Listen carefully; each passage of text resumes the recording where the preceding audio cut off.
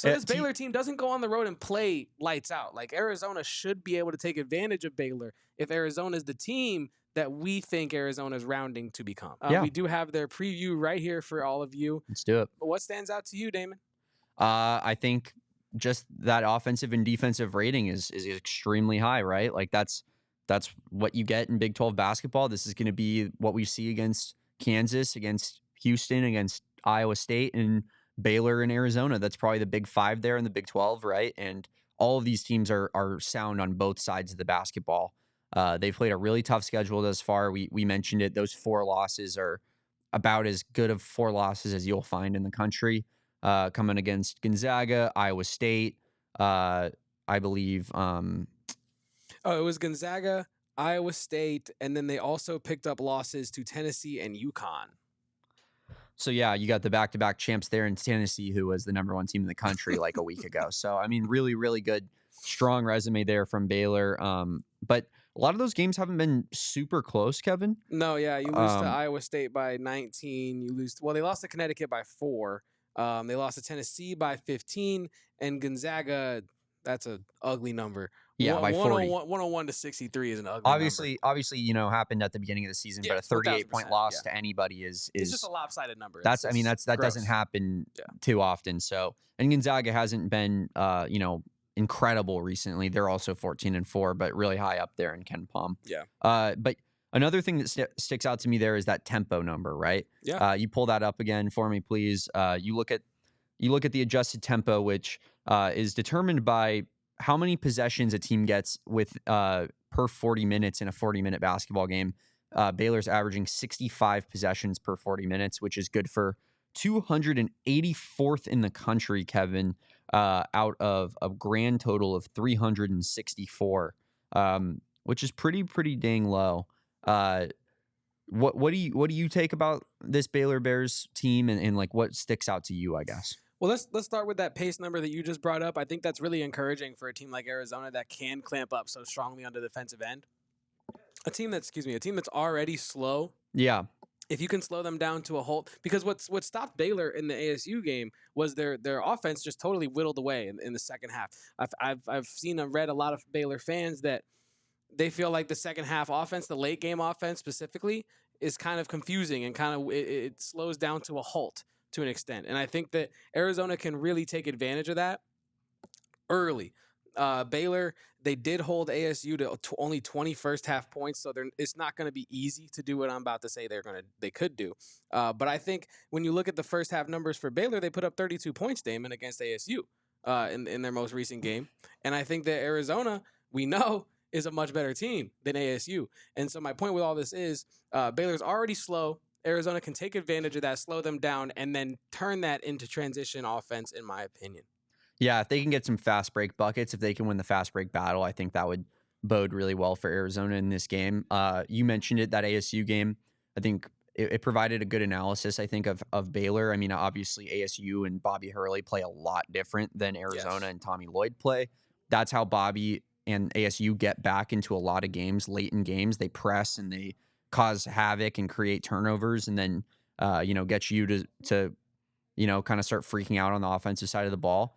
Arizona plays a lot different than that, so it'll be interesting to see kind of the contrasting styles. But it's also interesting to see Baylor being that good offensively with as slow as a tempo as they have. They're clearly an efficient team. They play their brand of basketball, but it works for them.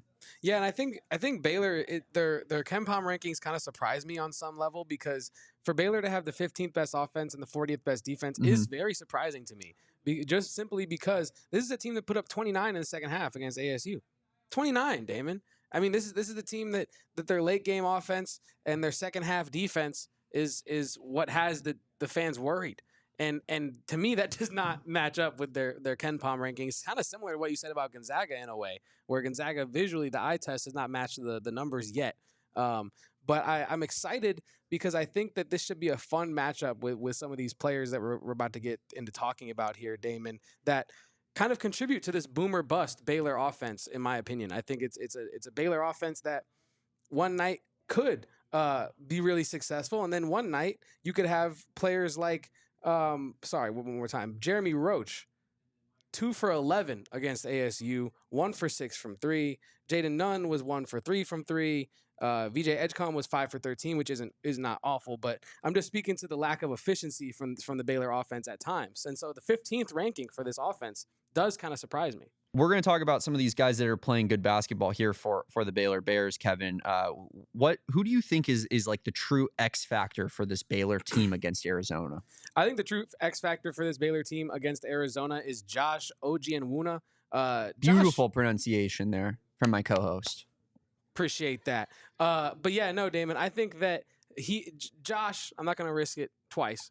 Josh is a mercurial player. This is a player that, from what I've heard, Baylor fans were weary / maybe even some were out on early on in the season. I mean, he did not have a good start to the year, put up 2 points against Tennessee in 16 minutes, put up 2 points against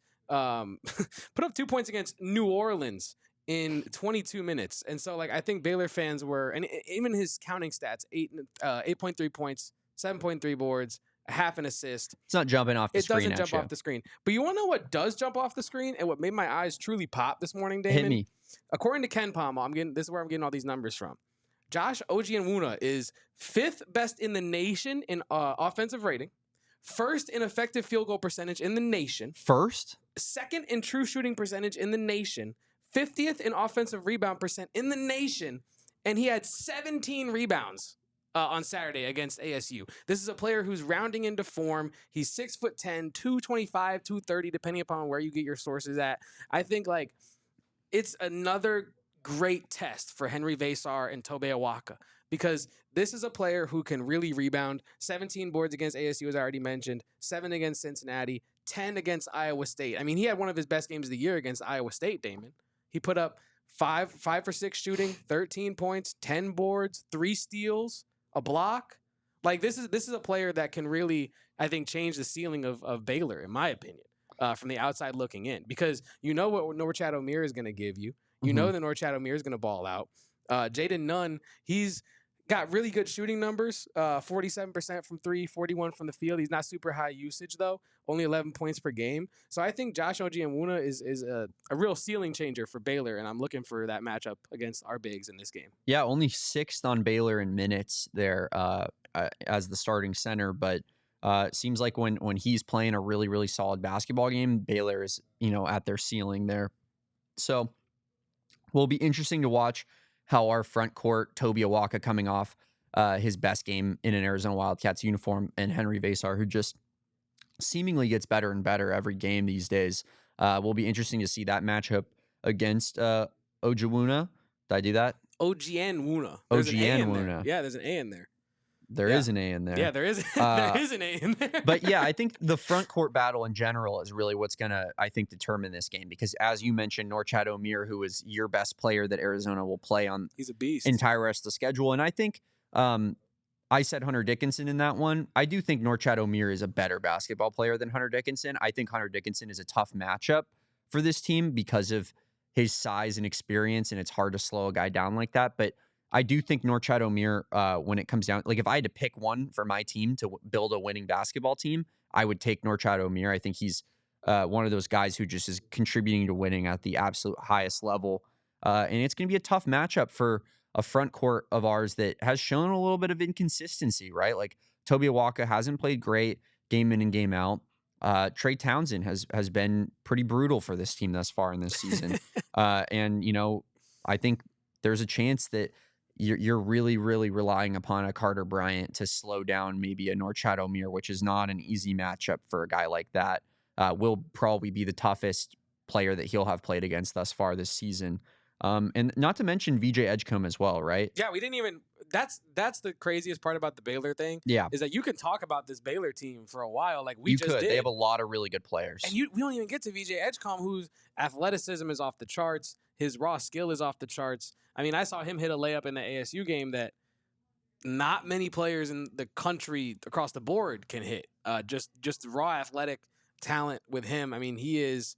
That's a really talented roster on paper, Dan. Yeah, VJ Edgecombe was a top 5 prospect in the country last season. And we didn't even mention him. What? Yeah.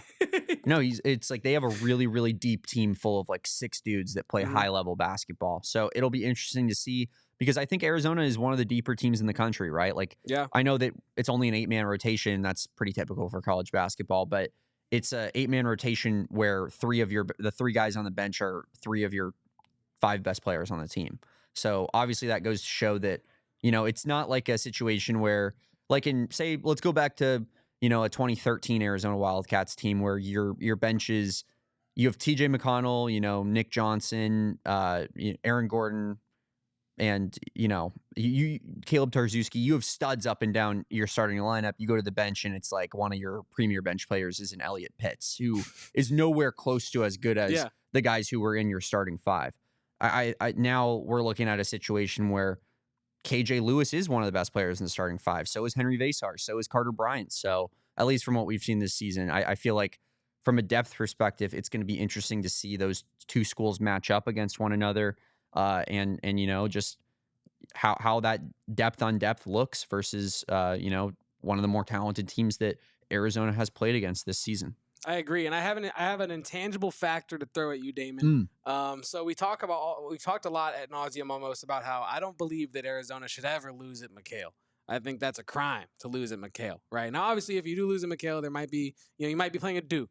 You said we'd go undefeated at McHale. Actually, that was Kevin's prediction. I did say that, but Baylor is not a good road team. We talked about it earlier. All their losses this year have come away from home site. Yeah. I texted you this morning because it blew my mind. But that victory, again, according to the article I got from Sikkim365, that victory against ASU was their first road win of the season and the program's first road win since a February tilt at TCU last season. Unreal. So this Baylor team doesn't go on the road and play lights out. Like Arizona should be able to take advantage of Baylor if Arizona is the team that we think Arizona is rounding to become. Yeah, there's no doubt about that.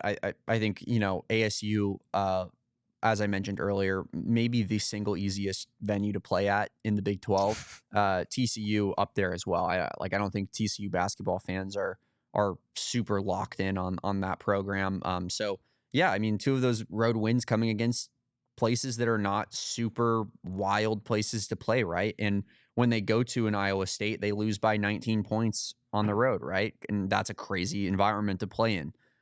So yeah, McHale's going to be a big test for them. They're not going to be. That's not a situation where they're super used to getting big dubs against a team like that. And Damon, that's also why I said earlier that this is not to cut you off, but this is a huge temperature check game for Arizona, because if you handle Baylor, right? Let's say Arizona just completely handles Baylor. It's a pillar to post victory, maybe not a blowout, but they have it in control the entire time. It will instill a lot of confidence. So much confidence, because who else has done that to Baylor this year outside of some of the best teams in all of basketball? Yeah. Right? And so that's why this matchup is so crucial for Arizona, because you can either walk out with a ton of extra added question marks, or you have a ton of answers to existing questions that we've been asking for 2 months now. Yeah, they've struggled in those tough environments, right? We noted neutral site games and away games have been a big struggle for them thus far in the season. And this is just going to be another example of that. Can Baylor play their best, true road game of the season thus far? We're going to find out